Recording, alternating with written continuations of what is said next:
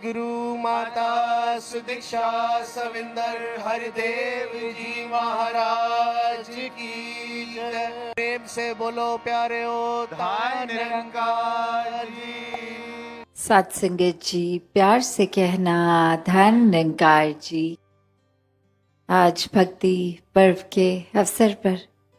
भक्तों के एक जीवन के ऊपर भक्तों से ही आज सत्संग में भी श्रवण कि कैसे अपने जीवन को वाकई ही एक सिर्फ अपने आप को भक्त स्वयं ही घोषित कर देना, एक भक्त का जो सार है वो इस जीवन में है हमारे कि नहीं। तो ये एक यात्रा, ये जो समागम से ही आत्म मंथन की जिक्र कि अपने अंदर जर्नी विद इन, अपने अंदर ये गहराई में ये सोच के जीवन में बात लानी है कि सिर्फ हम शब्दों के ही भक्त हैं या वाक्य में ही भक्त हैं। तो एक तुलना कर बैठते हैं कि हम तो ऐसे कर रहे हैं, वो दूसरे महात्मा सत्संग आते हैं पर वो ऐसा नहीं करते, तो हम तो बेटर भक्त हैं, वो तो पता नहीं भक्ति के नाम पे क्या कर रहे हैं। तो यहाँ भक्ति किसी और के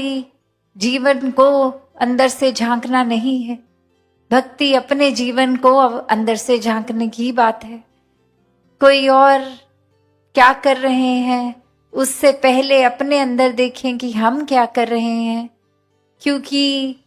ये निसंदेह हमारे अंदर ही अभी तो इतनी चीजें हैं जो सुधार मांग रही हैं, तो उनको सुधारें, ना कि सामने वाले के जीवन को सुधारने बैठ जाएं। तो जब ये लगेगा हाँ अब कोई हम में कमी नहीं है, फिर तो एक सेकंड के लिए मान लेते हैं कि दूसरे के जीवन पे अब देखने का समय मिला है, पर क्या वाकई ही हर कोई अपना अंतर्यामी है? क्या हमारी सारी चीजें वो जो लगता भी है कि सही हम में है, तो क्या वो भी सही है? कि सिर्फ सत्संग में आके ये कुछ घंटों की ही भक्ति नहीं है, ये हर समय की है। तो हर पल में अगर हम अपना सुधार कर रहे हैं, अपनी गलतियों को गहराई में समझ के फिर उनको ना करने की बात कर रहे हैं, तो ही वाक्य में भक्ति कर रहे हैं। क्योंकि सिर्फ कोई प्रतिक्रिया या कोई एक तरह की रूटीन में कुछ देर के लिए स्वभाव को बदल देना भक्ति नहीं है। ये 24 घंटों का प्रेम इस परमात्मा से करना ही भक्ति है। और अक्सर फिर इस तरह भी कह देना कि संसार में तो हम देखते हैं जैसे कि कोई किसी का छोटा सा भी अगर गलती, उसको तो तुरंत ही उस हिसाब से बाय लॉ जिस तरह से भी एक सजा होती है वो मिल जाती है, और वहीं नजर जाती है कि किसी और का जीवन उससे न जाने कितना ज्यादा बड़ा क्राइम अगला कर रहा है, उसको सजा नहीं। तो बात वही आती है कि परमात्मा ने हो सकता है किसी को उसी समय इसलिए रोक दिया छोटी सी गलती पे ही कि आगे और गलतियां ना हो, वो और अपने कोई खराबी वाला रास्ता और ना ले, सुधार का उसी समय ले ले। और वहीं कोई अपने आप को बिल्कुल ठीक मानते हुए न जाने कितनी गलतियां भी करता जा रहा है, फिर भी कोई रोक टोक नहीं। तो बात वही कि ये रियलाइजेशन शायद परमात्मा ने रखी हो कि किसी के बोलने पे जब इतना असर नहीं आ रहा या कहीं रोक टोक के बावजूद सुधार नहीं, तो ये खुद ही एक दिन अपनी नींद से खुद ही जाग के खुद ही देखें शीशा। सुधारने वालों की एक कमी नहीं है, सत्संग भी तो वही है, सभी संत हैं, दिन भर हम जिनको मिलते हैं सभी में अगर परमात्मा देखते हैं तो वो आईना तो हर समय ही सामने है, वो हम पे है कि क्या एक छोटी चूक पे ही हम सुधर जाएं, वो एक सुधार हो जाए, परिवर्तन हो जाए, या फिर ये इतने आईने ये सभी संत हर समय फिर भी एक अपना घड़ा भरते ही जाएं कि फिर एक ये भी हो जाए कि हम जो मर्जी कर रहे हैं कोई बात नहीं, दूसरा छोटी चीज भी कर रहा है तो वो एक अच्छा नहीं लग रहा देखने में। तो बात वही है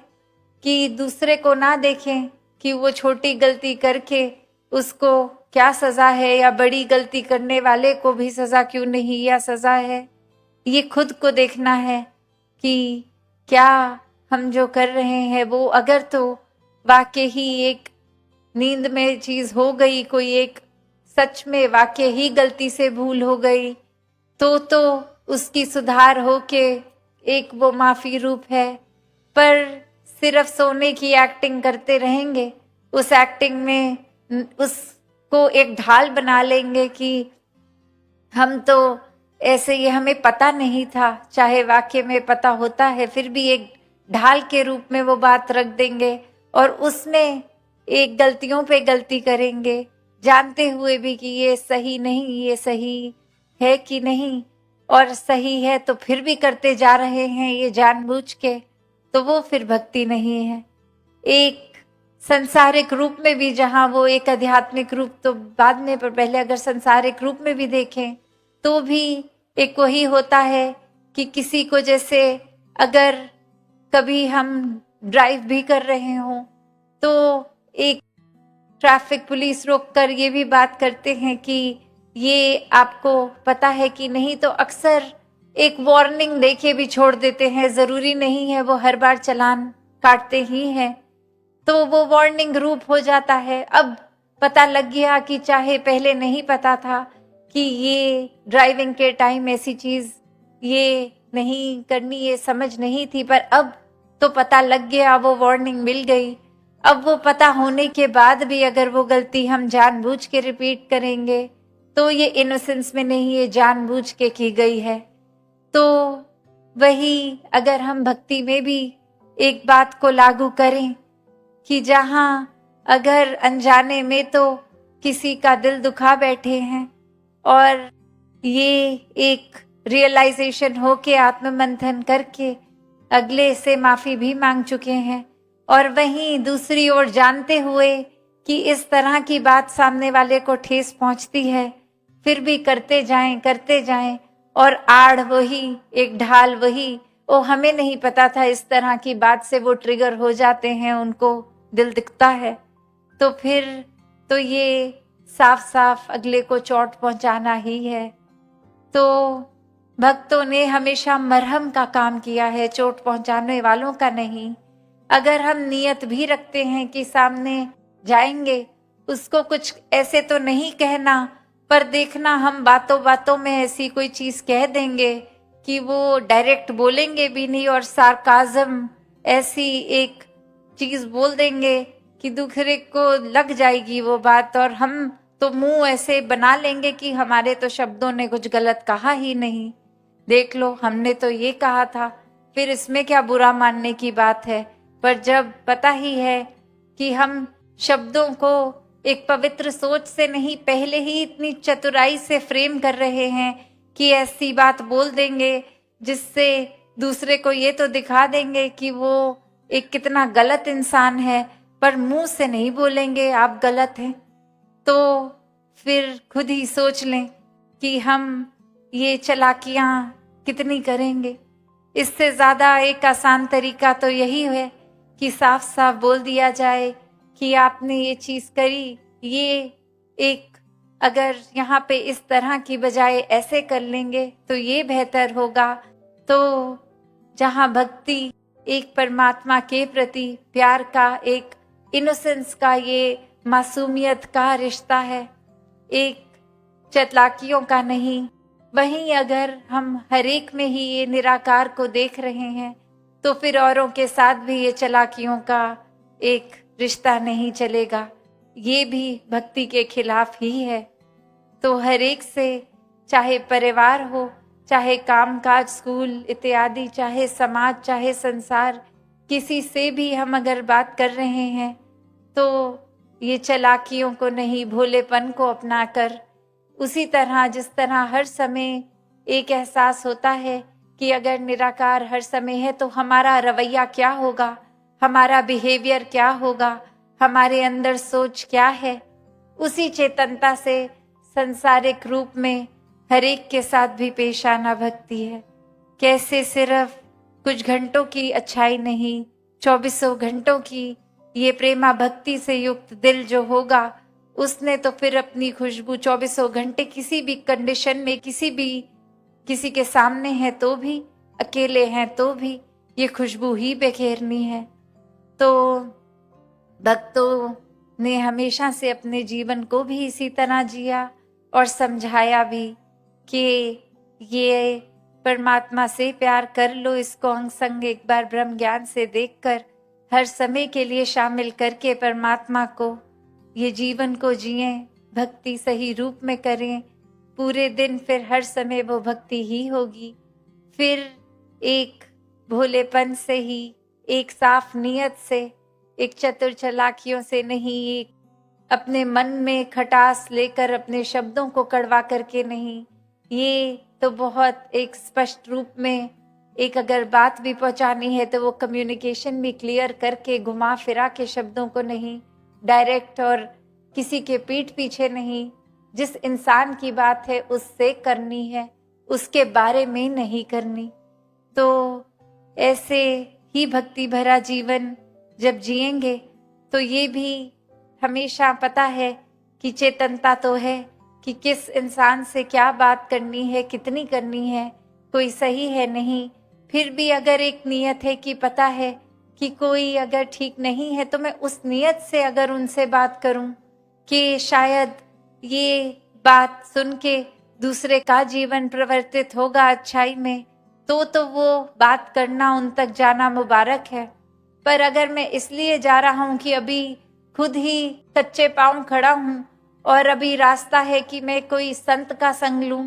जहां मेरे भक्ति में पैर पक्के हों, या फिर अभी भी चुनाव है कि मैं खुद ही डगमगा रहा हूं, अब साथ ही किसी उस इंसान का लेता हूं जो गिरा हुआ है, जो इस परमात्मा से मुख मोड़ चुका है, तो वो तो फिर डेफिनेटली पक्का से मेरा भी एक पतन का ही कारण बनेगा। तो इसीलिए बार बार एक ये चेतावनी रूप भी, एक चेतनता रूप भी यही कहा जाता है कि संतमति वालों से ही घुल मिलना है, एक मनमति वालों से दूर रहना है। इस दूर रहने का मतलब ये नहीं कि उन पे कांटा ही मार के उनसे बातचीत बंद करने को कही जा रही है कि सिर्फ संतों से ही बात करो, जो संत नहीं है, जो ब्रह्म ज्ञान अभी जिन्होंने नहीं लिया उनसे बात नहीं करनी, नहीं, ऐसा तो कुछ नहीं कहा जा रहा। बस यही कि भक्त हो तो जीवन भक्ति में जीना है। जिनके जीवन में अगर किसी रूप में एक पॉजिटिव चेंज ला सकते हैं मुबारक है, वरना अगर लग रहा है किसी के एक बात करने से हमारे जीवन में ही हम खुद भक्ति से पीछे हो जाएंगे, तो फिर ये चेतनता का समय है, खुद ही सोचना है। और अगर पता ही है साफ साफ कि ऐसा कोई इंसान है जिनसे बात करके हम भक्ति से पीछे हो जाएंगे, तो फिर उस रास्ते जाना ही क्यों है, जो अपना ही सुधार तो छोड़ो नुकसान ही कर बैठेंगे। तो हर एक ने एक ही अगर हम बेसिक प्रिंसिपल इस निराकार को अपनाकर जीवन में करते हैं तो कोई भी चीज भक्ति से परे होगी ही नहीं, ना जानबूझ के ना अनजाने में। ये जब जब निरंकार हमारे अंदर वो चेतन अवस्था में हम हैं, एहसास में हैं, तो फिर कुछ है नहीं। हाँ, जब इस परमात्मा को खुद ही भूल जाएंगे तो हम वो दरवाजा खोल देते हैं, चीजें उस तरह से फिर एक बुराई का रूप लेकर आती हैं और फिर हम उनको जगह देते भी हैं जीवन में। तो फिर ये कंप्लेन नहीं कि निरंकार ने हमारे साथ ऐसा क्यों किया या ऐसी चीज हमने डिसीजन क्यों ली। ये चुनाव अपना ही था, खुद ही पल पल में जिन्होंने परमात्मा का इस निरंकार का आसरा लिया वो ही संत हैं। वरना तो एक जिस तरह नाम है कि भक्त सिर्फ नाम के या वाक्य ही एक तहसीर ही भक्तों वाली है। सिर्फ एक हमें कोई हर कोई संगत में महापुरुष तो सत्कार से बोल देंगे, तो क्या हम वाकई ही महापुरुष हैं, या सिर्फ इसको एक लेबल की तरह की वो इसी तरह एक दूसरे को बोलना है, जैसे संसार में किसी को मिस्टर या मिस बोलते हैं वैसे ही सत्संग में आके महापुरुष बोलना है? नहीं, ये सिर्फ एक शब्द नहीं है। गहराई से सोचे कि ये महान अवस्था का खिताब मिला है तो ये ब्रह्म ज्ञान के लिए, ये उस वजह से मिला है कि ब्रह्म ज्ञान प्राप्त करके निराकार से अब हर समय रोशनी में है। इसलिए वो अवस्था, ये अनसेड एक्सपेक्टेशन हर संत की यही है कि अब ब्रह्म ज्ञान को जीवन में उतार के अपने जीवन की अवस्था एक छोटी नहीं, एक फिर एक एलिवेट करना है, ऊंचा एक रुतबा महापुरुषों का। इसीलिए क्योंकि ब्रह्म ज्ञान लेके अब ये छोटे मनमुटावों में नहीं, संकीर्ण दृष्टि को नहीं अपना रहे हैं, ये उससे उठ गए हैं। तो बात वही, ये दर्जा ऊंचा, क्योंकि एक बुराई को नीचे छोड़ दिया इसलिए उठ गए।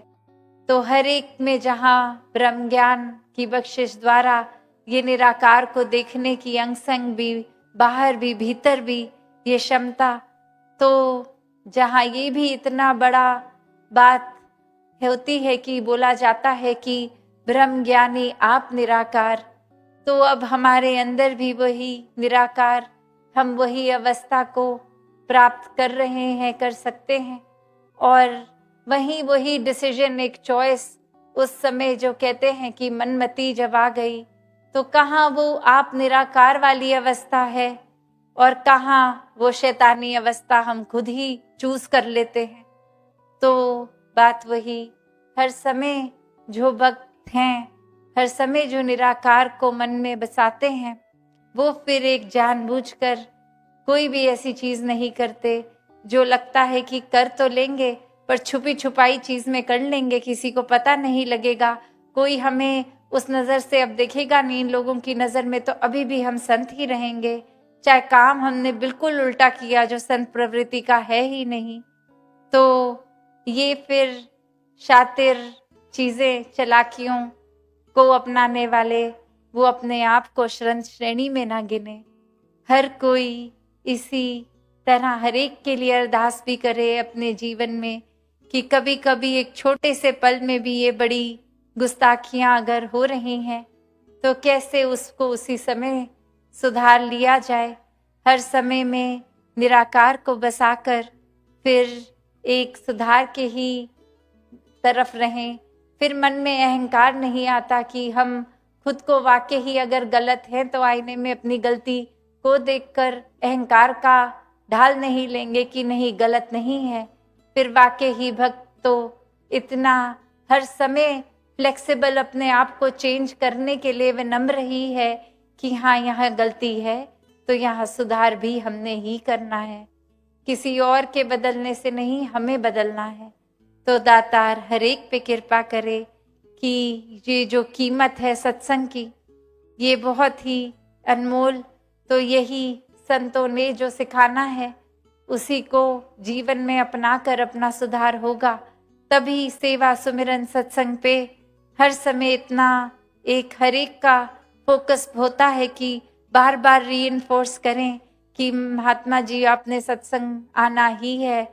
उस तरह हर एक को प्रेरणा देते हैं कि सुमिरन को अपने जीवन में बढ़ाओ, सेवा। तो ये करने का कारण यही कि जितना ऐसा सही तरह से खुद को सही रखेंगे, मन में उतना ज्यादा एहसास निरंकार का बसता रहेगा और पक्का होगा, जड़ें भक्ति की और मजबूत होंगी। तो और फिर उसके बाद भी किसी का चुनाव है ना करना, तो जैसे अभी राजपिता जी ने भी जिक्र किया कि अगर फिर नहीं करना तो आपकी इच्छा, आपका चॉइस, जो करना है। फिर जीवन में हर तरह का जीवन जिया जा सकता है, भक्ति को अपनाया जा सकता है, एक भक्ति से दूर होके भी जिया जा सकता है। अपना नुकसान खुद करना है, कीजिए, ना आए संगत कोई बात नहीं।